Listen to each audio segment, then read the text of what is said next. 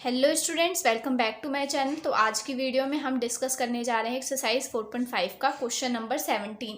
तो देखो question number 17 में हमसे क्या बोला हुआ है उसने, let A be a non singular square matrix. हमें क्या बोला है उसने कि जो हमारी ए मैट्रिक्स गिवन है वो कैसी है, जो हमें ए मैट्रिक्स गिवन है वो कैसी दे रखी है, हमें नॉन सिंगुलर स्क्वायर मैट्रिक्स दे रखी है। यानी कि हम सबसे पहले लिख लेते हैं कि ए हमारा क्या है, नॉन सिंगुलर स्क्वायर मैट्रिक्स है।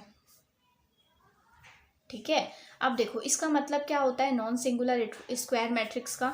नॉन सिंगुलर है, नॉन सिंगुलर का मतलब हमारे पास होता है कि जो इसके डिटर्मिनेंट की वैल्यू आएगी वो क्या होगी, नॉट इक्वल्स टू जीरो होगी। सिंगुलर का मतलब होता है कि डिटर्मिनेंट की वैल्यू जो है वो हमारी क्या होगी, इक्वल होगी जीरो के। पर नॉन सिंगुलर का मतलब ये होता है कि वो इक्वल नहीं होगी जीरो के। ठीक है, तो इस लाइन का मतलब समझ आ गया। उसके बाद आगे देखो, ऑफ ऑर्डर 3/3 स्क्वायर मैट्रिक्स है जिसका ऑर्डर कितना दे रखा है, हमें 3/3 दे रखा है।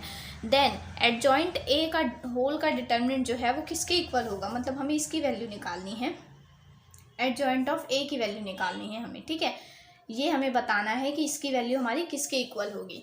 ठीक है, तो सबसे पहले हमने ये देख लिया कि जो हमारा ए है, ए हमारा कैसा बोला है उसने, नॉन सिंगुलर, यानी कि डिटरमिनेंट ए की वैल्यू जो है वो जीरो होगी। अब डिटरमिनेंट ए तो जीरो नहीं है। ठीक है, तो देखो अब इसके लिए एडजॉइंट ए का फॉर्मूला निकालने के लिए हमारे पास एक फॉर्मूला होता है इसका, एडजॉइंट ए का डिटर्मिनेंट इक्वल में ए की पावर और यहाँ पर होता है n-1।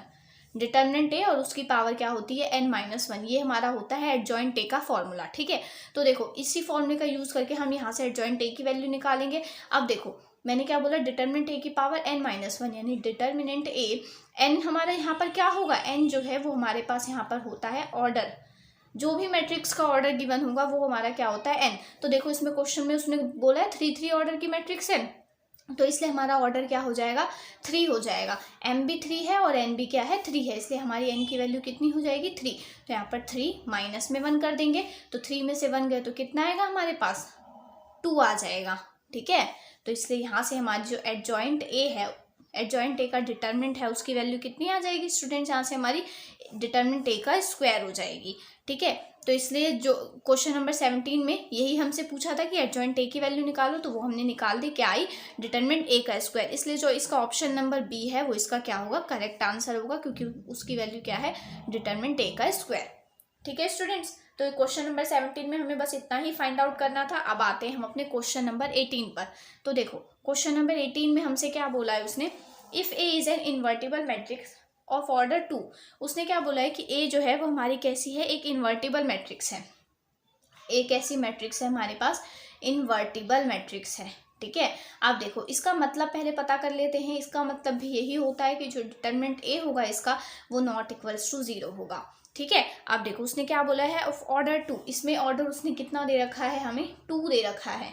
इस इन्वर्टिबल मैट्रिक्स का ऑर्डर हमें उसने 2 दे रखा है और हमें फाइंड आउट क्या करना है, हमें फाइंड आउट करना है डिटर्मिनेंट ए इनवर्स की वैल्यू फाइंड आउट करनी है कि वो किसके इक्वल आनी चाहिए, यानी हमें ये फाइंड आउट करना है।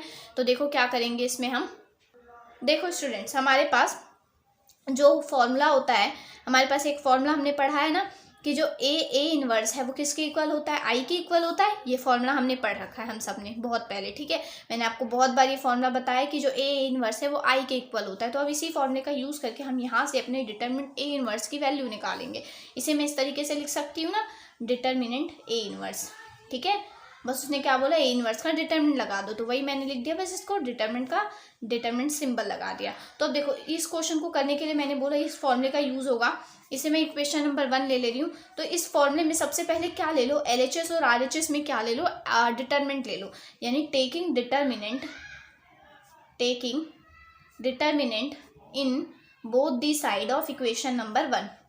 इक्वेशन नंबर 1 में क्या ले लेंगे हम, डिटर्मिनेंट ले लेंगे। ठीक है, तो हमने ले लिया, यहाँ भी ले लेंगे, यहाँ भी और यहाँ भी। तो देखो जब मैंने यहाँ पर लगाया ए इनवर्स, इस पूरे का डिटर्मिनेंट इज इक्वल्स टू में, यहाँ से मैंने इस आई का भी डिटर्मिनेंट लगा दिया। ठीक है, अब देखो ये तो हो गया इतना। अब देखो मैं इसको अलग अलग लिख सकती हूँ, यहाँ पर मैंने इसको ए डिटर्मिनेंट, यहाँ पर मैंने इसे ए इनवर्स का डिटर्मिनेंट और ये हमारा आई का डिटर्मिनेंट। अब देखो स्टूडेंट्स यहाँ पर मैं आई के डिटर्मिनेंट की वैल्यू भी निकाल सकती हूँ। कैसे, क्योंकि मुझे पता है कि जो मेरा आई है वो क्या होगा, 1001। ठीक है। अब देखो ये तो बताने की ज़रूरत है ही नहीं कि ये मैंने 2 ऑर्डर का क्यों लिया, क्योंकि देखो यहाँ पर भी जो ऑर्डर है ना क्वेश्चन का, यानी इस मैट्रिक्स का ऑर्डर, वो भी हमें क्या दे रखा है, 2 दे रखा है। इसलिए मैंने आइडेंटिटी मैट्रिक्स का ऑर्डर भी क्या ले लिया, 2 ले लिया। अब मैं यहाँ से सिंपली इसका डिटरमिनेंट निकाल सकती हूँ, तो इसको इससे मल्टीप्लाई करते हैं, माइनस में इससे, यानी यहाँ से आई का डिटरमिनेंट क्या हो जाएगा, 1 माइनस 0 यानी कि 1। तो यहाँ से मैंने आई डिटरमिनेंट की वैल्यू भी निकाल ली, तो मैं इस वैल्यू को यहाँ पुट कर सकती हूँ। तो मैंने इस वाली वैल्यू को यहाँ पर पुट कर दिया, यानी आई डिटरमिनेंट की जगह पर मैं क्या लिख सकती हूँ, 1 लिख सकती हूँ। तो वो मैंने लिख दिया। अब यहाँ पर डिटरमिनेंट ए और यहाँ पर डिटरमिनेंट ए का इन्वर्स, यही चल रहा था। अब देखो अब क्या करते हैं, यहाँ से ए इन्वर्स का डिटरमिनेंट, इस वाली चीज़ को मैं इस 1 के पास ले जा रही हूँ, यानी 1 में डिटरमिनेंट ए। ठीक है, यहाँ से हमें यही वैल्यू फाइंड आउट करनी थी। अब मैं इस फॉर्म में भी लिख सकती हूँ ना, डिटरमिनेंट ए का इन्वर्स किसके इक्वल आ गया, 1 में डिटरमिनेंट ऑफ ए के इक्वल आ गया। इस पर मैंने डिटरमिनेंट को यहाँ पर डिटरमिनेंट लिख दिया, यहाँ भी डिटरमिनेंट को डिटरमिनेंट लिख दिया, बस। ठीक है, यही हमें फाइंड आउट करना था कि डिटरमिनेंट ए इनवर्स की वैल्यू कितनी आती है। तो कितनी आई हमारे पास डिटरमिनेंट ए इनवर्स की वैल्यू, 1 में डिटरमिनेंट ए आई। तो यही क्वेश्चन नंबर 18 में उससे पूछा था, तो ये हमने फाइंड आउट कर दिया। इसलिए क्वेश्चन नंबर 18 का जो ऑप्शन नंबर बी होगा वो हमारा क्या होगा, करेक्ट आंसर होगा। ओके स्टूडेंट्स, तो यहाँ पर हमारी ये जो एक्सरसाइज है उसके सारे क्वेश्चन हमने अच्छे से, बहुत अच्छे से डिस्कस कर लिए हैं। इसका एक एक क्वेश्चन मैंने आपको बहुत अच्छे से समझाया है। आई होप आपको इसके सारे क्वेश्चन अच्छे से समझ आ गए होंगे।